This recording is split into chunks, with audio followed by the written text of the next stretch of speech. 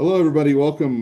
We wanted to do kind of a different way of passing on information. As you know from our previous emails, there's been some funding changes with our IRT probation beds, and the wonderful team we have here today are going to explain that to you in a short video in an effort to, just give you guys more info than what you'd normally see in like a long email or individual sessions that we met with you guys on. We're happy to meet separately after this video, but we hope the PowerPoint and kind of our articulation of this will answer most of your questions. So, to recap the email you got, yes, our IRT programming has changed. Statewide funding through DCGA changed a little bit. So, in lieu of being able to still hit your guys' needs and be able to take all the probation referrals we normally get at Advantage Treatment Center, the people in this group, which I got to tell you are just way smarter than I am, we're able to create a system, some new programming elements, some really cool new innovative features of a programming to allow for your clients still to come to us. So we'll get into the nuts and bolts there, but I first wanted to introduce everybody to you.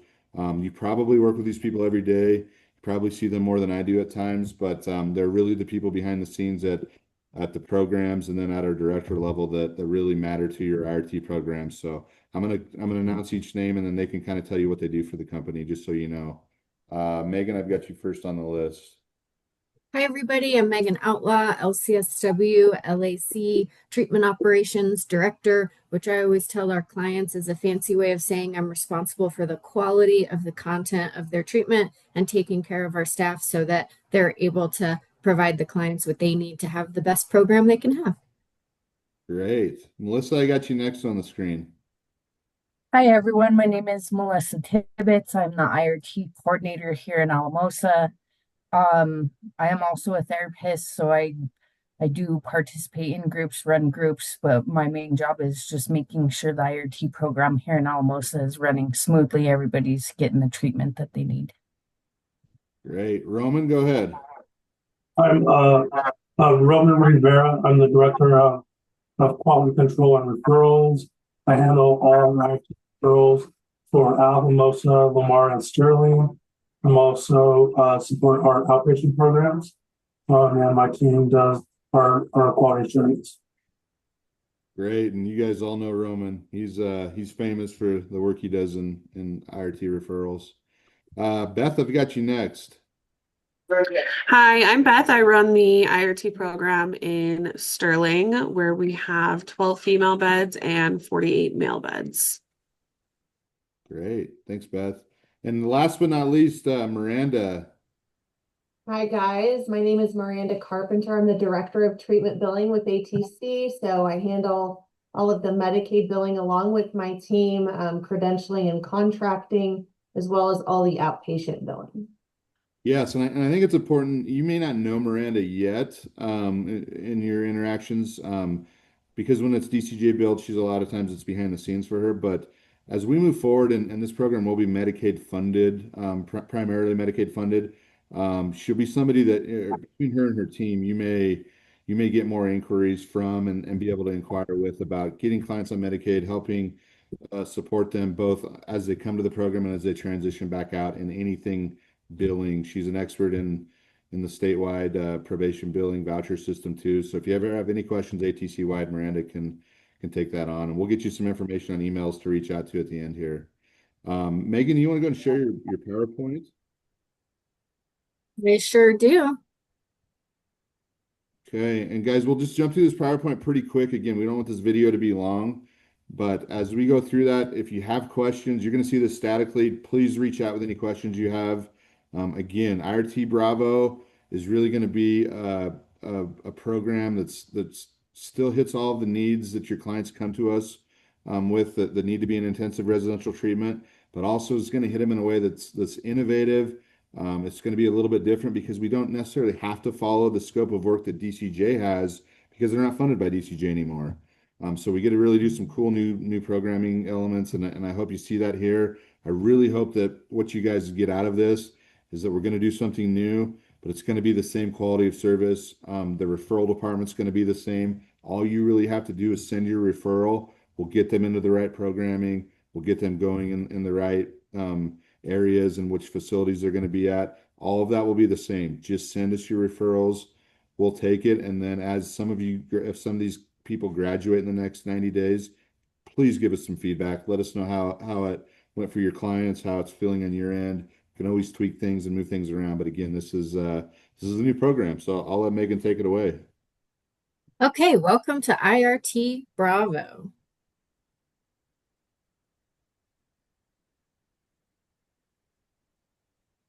Except I can't move my slideshow for some reason.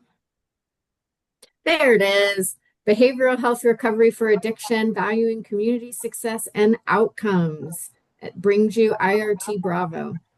So really consider that with the changes at the DCJ level, we're translating the DCJ model of funding for 90 days of intensive residential treatment to a Medicaid funded model, which includes more of a step down process within that 90 days that could include a shorter stay than 90 days. But our goal and what we've been working towards is being able to maintain the core of the program that you know within what Medicaid will fund, which includes a step down within inpatient care. So it's a stepped care model for inpatient substance abuse treatment, still for the criminally justice involved. Responding to criminal thoughts, attitudes, beliefs is still our primary focus, but it does allow us to have Medicaid funded only clients with our condition of probation referrals. It allows us to increase individualization in our treatment because it's that 500 hours for the entirety of 90 days, that 500 treatment dosing hours that's really going to be able to step down throughout. And that's going to allow for clients to be in the therapy groups and the individual therapy focus and intensity that's right for them. Think about how ideally those LSI scores are going down over time, and along with that, treatment dosing is going down over time. So we're really going to be able to apply those steps within that 90-day model. It's still going to have the amount of structure that we know is important for these folks. Again, it maintains our focus on criminal thoughts, attitudes, beliefs. So there's still a progression matrix. They're still going to be moving through that matrix. They're still going to have the community corrections case management that is a huge part of creating the intensity that makes our program successful, and they'll be able to step through phases in treatment.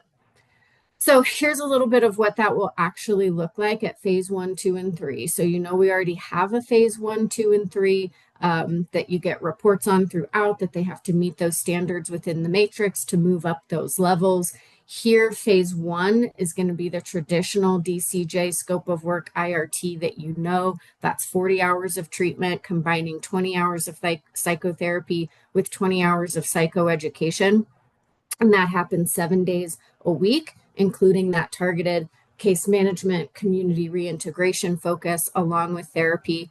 As they move into phase 2, this is where we're moving away, maybe stepping out of that traditional DCJ because we're in Medicaid funding only. And we would see that as focusing on your ASAM and your BHA levels of care, of going from 3.5 to 3.1, which changes the psychotherapy dosing. Here's where you're going to see those benefits. We have folks that need much more relapse prevention focus, where we have other clients that really need trauma focus. Here we're going to be able to make that difference, not necessarily maintain that 40 hours a week towards that 500 hours total, more getting there in their specialized services, stepping down psychotherapy as is needed for that particular client, and focusing a lot more on the community reintegration. This is maybe feedback that we've gotten in IRT, or the IRT model has gotten over the years. Really, we need our clients to have the stability factors well in place when they leave our program, right? So at this level, psychotherapy is really specialized and less intensive, and community reintegration is increasing. Be that starting a GED program, starting college readiness courses, be that more focus on financial planning or job readiness, maybe even some job training. depending on where they are and the resources that we put together on site for that. So still an inpatient model, but really heavily focusing on stability factors so that in phase 3, discharge planning becomes even more paramount, seeing those stability factors through and letting that determine that discharge date is really what we're focused on in that last 2 weeks to a month, that 75 to 90 day. What does that mean for the referral process? Like Josh already mentioned, it doesn't mean a whole lot different for you in providing that referral. We will be tracking that internally. Roman will continue to be a wizard on bed date availability and timeframes for clients to present to treatment. Ideally, this actually reduces the wait time for beds because we have people being successful at day 75. But important to note, Alamosa will have a male cohort dedicated for IRT Bravo. They'll have a female cohort dedicated to IRT Bravo. Sterling will have a male cohort dedicated to IRT Bravo, and our Enact program in Sterling, which includes the IRT level, steps down through high intensity outpatient into the outpatient level. That program for the women in Sterling will be blended. So really what's exciting here is that we're just continuing to add to having that full continuum of care at ATC by having that step down, but still inpatient section at the 3-1 level. That's the PowerPoint. Can I open that up to you all for questions, ideas, input, feedback?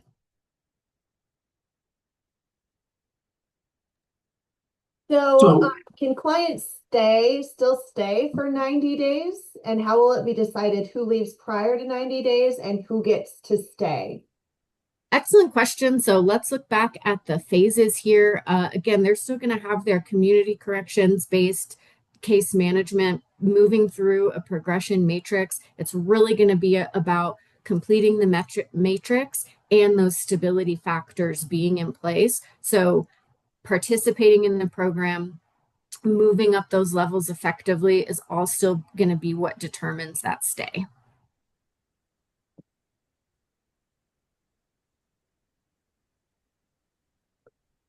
So I know you had mentioned the referral process. So how does that change for probation? Are there differences in the way that they need to do their referrals? I know you kind of spoke a little to that, but what's the differences for them?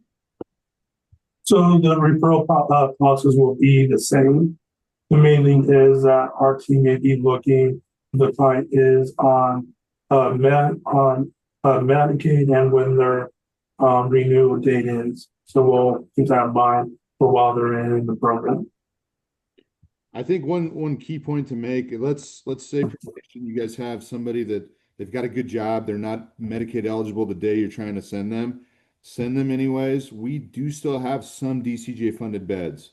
They can still go through DCJ funded beds if they're not Medicaid eligible. I don't want you to hear Medicaid eligible or bust.